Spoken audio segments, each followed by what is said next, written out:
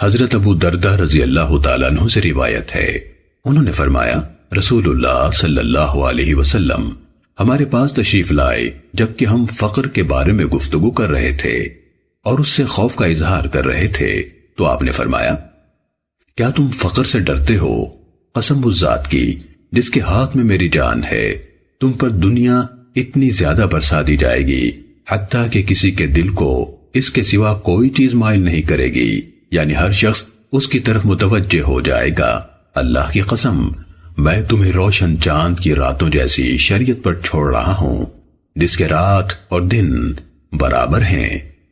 حضرت ابو دردہ رضی اللہ تعالیٰ عنہ نے فرمایا اللہ کی قسم رسول اللہ صلی اللہ علیہ وسلم نے سچ فرمایا، واللہ آپ ہمیں ایسی روشن شریعت پر چھوڑ کر تشریف لے گئے ہیں جس کے رات اور دن برابر ہیں۔ سنن ابن ماجہ حدیث نمبر 5۔ حضرت قرہ رضی اللہ تعالیٰ عنہ سے روایت ہے، اللہ کے رسول صلی اللہ علیہ وسلم نے فرمایا میری امت کے ایک گروہ کو ہمیشہ اللہ تعالیٰ کی مدد حاصل رہے گی، ان کی مدد نہ کرنے والا ان کا کچھ بگاڑ نہ سکے گا تاکہ قیامت قائم ہو جائے۔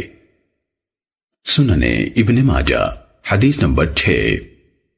حضرت ابو ہریرہ رضی اللہ تعالیٰ عنہ سے روایت ہے کہ اللہ کے رسول صلی اللہ علیہ وسلم نے فرمایا میری امت میں سے ایک گروہ اللہ کے احکام پر ہمیشہ پوری طرح قائم رہے گا، اس کی مخالفت کرنے والا اس کو نقصان نہیں پہنچا سکے گا۔ سنن ابن ماجہ حدیث نمبر 7۔ حضرت ابو عنبہ خولانی رضی اللہ تعالیٰ عنہ سے روایت ہے، یہ وہ صحابی ہیں جنہوں نے رسول اللہ صلی اللہ علیہ وسلم کے ساتھ دونوں قبلوں کی طرف نماز پڑھی ہے۔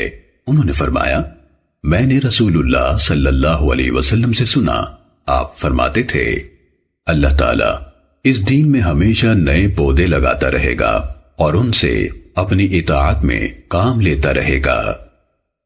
سنن ابن ماجہ حدیث نمبر 8۔